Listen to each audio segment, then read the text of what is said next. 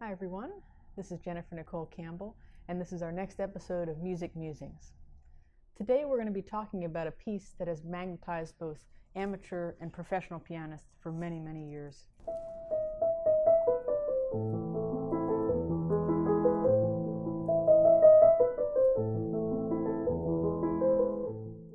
Beethoven wrote Für Elise in 1810, but it wasn't discovered until many years later by the man Ludwig Noll.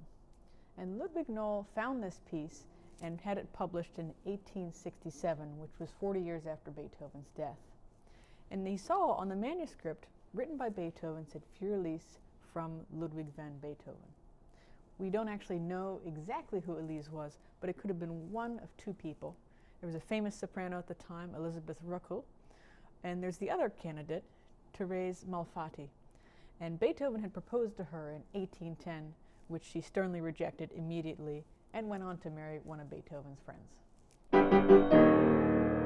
So Für Elise could have been written for either of those women, but either way, it's a very popular piece, and we're going to try to dig a little deeper and figure out what is the mystery of the piece and why is it so magnetic. The piece begins in a very unusual way with the interval of a half step. It's almost immediately recognizable to hear Beethoven's Für Elise within just the first 5 notes.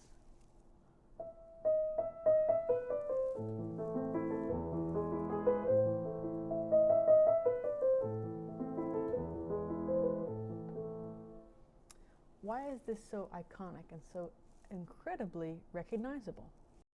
Well, the interval of a half step gives it this innate mystery quality to it. Right? A half step in and of itself is very mysterious. If we think about other music that might include that, might think of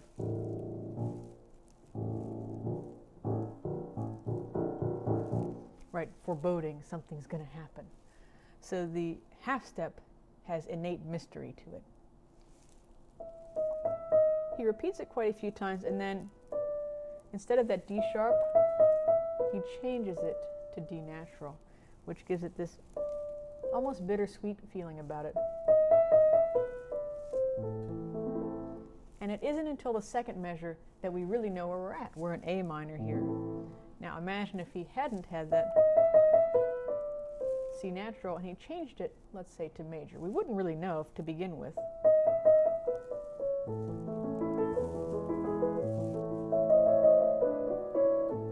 Right, he could have made it a major piece and it would have seemed more like a love song. But it's a mysterious kind of love that Beethoven's writing about here.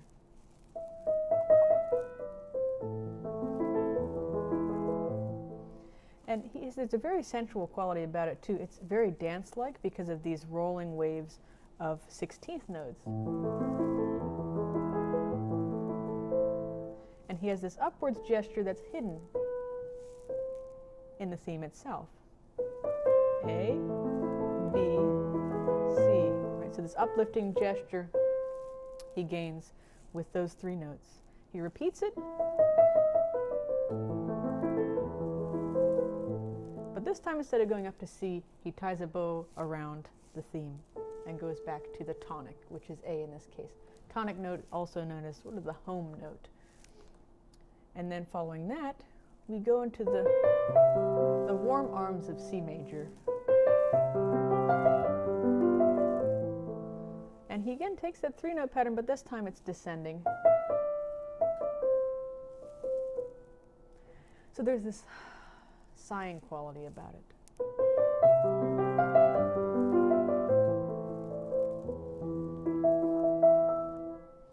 And I love what Beethoven does. He has these bare octaves here, which is almost like we're starting over. It gives sort of a blank slate, if you will. And for those young pianists out there playing Für Elise, make sure you practice that spot because those octaves can be a little tricky.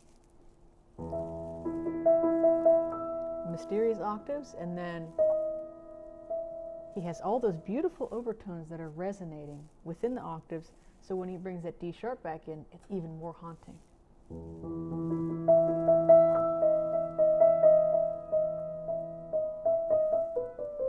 Back to the theme.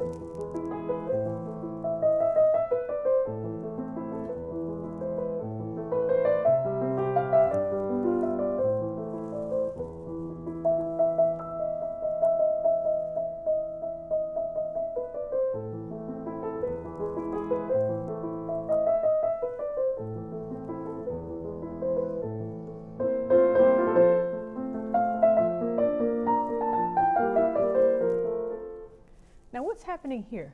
Now Beethoven is taking the half step and he's transforming it into something warmly beautiful. It's almost like an embrace. And he has the left hand rolling along, gliding. And he also hides that three-note theme in there. C, D, E. So he's hiding that theme in the beautiful left-hand streams, which is also why it gets that uplifting quality to it. Here's our melody in the right hand, which is full of half steps.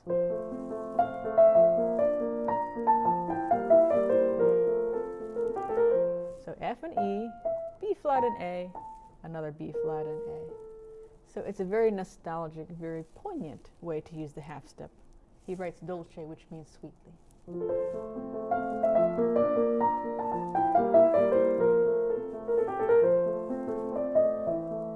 That mystery kind of creeps back in. There's that D sharp and E from the beginning. Now we have these playful leaps here. So we have part of a C major scale alternating between G. It's almost like juggling. It has this uplifting, playful quality.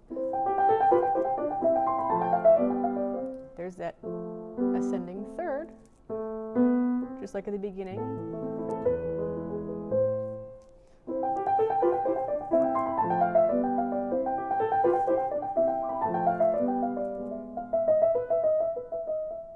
What's happening here? We have the E and the D sharp from the beginning. He adds an F in there. Also a B. It's almost like it's wrapping in around itself, like an optical illusion, right?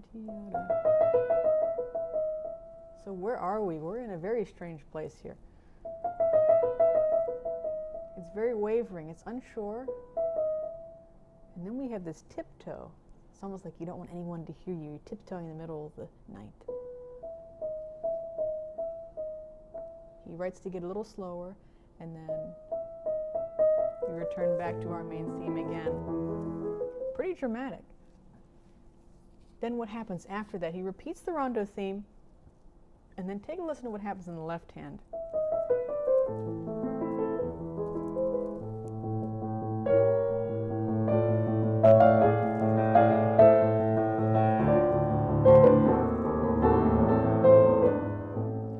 All of a sudden we have a pedal tone in the left hand. So this A is sustaining for a very long time with these 16th notes. It gives it a very foreboding quality. The right hand has diminished chords, which give it a very dark tone, right? This doesn't sound like a bagatelle or a trifle. There's nothing trifle-like about it. And he adds parallel sixths next, which give it a very expressive feeling. Maybe he feels expressive. He can't have Teresa Malfatti, right? So it's expressive, very passionate. Maybe he's reaching for something he can't have.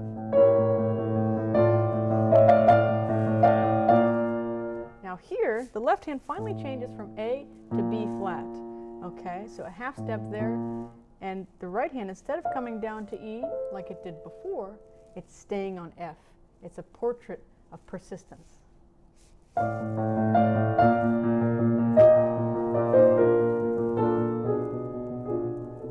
It doesn't stay there very long though. We got those half steps between the right hand and left hand. And then we stop. And then we have these galloping A minor arpeggios combined with a descending three-step pattern, just like the beginning, except instead of going up, it's coming down. So take a listen. He's reaching for something.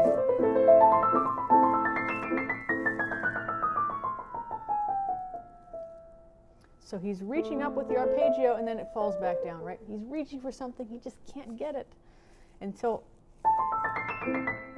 he goes all the way up to high E on the piano, and then it descends down, falls down. It's a chromatic scale, which are all half steps. This piece is a lot about the half step. So it's like he's reaching for something, and it just slips from his grasp. And then we end up back to our main theme. He repeats that until the very end. And we have a very gentle ending. So why is it that Für Elise is such a mystical piece? I think that Beethoven is able to tap into the mystery of the human experience. You know, as human beings, we're constantly searching for things that are beyond our grasp, beyond our understanding. But somehow that's what motivates us, is the mystery. We're traveling to foreign lands to discover new places. We go on archaeological digs in Egypt to discover hidden treasures, hidden gems. So it's the mystery that motivates us. And Beethoven's able to encapsulate that magically in Für Elise.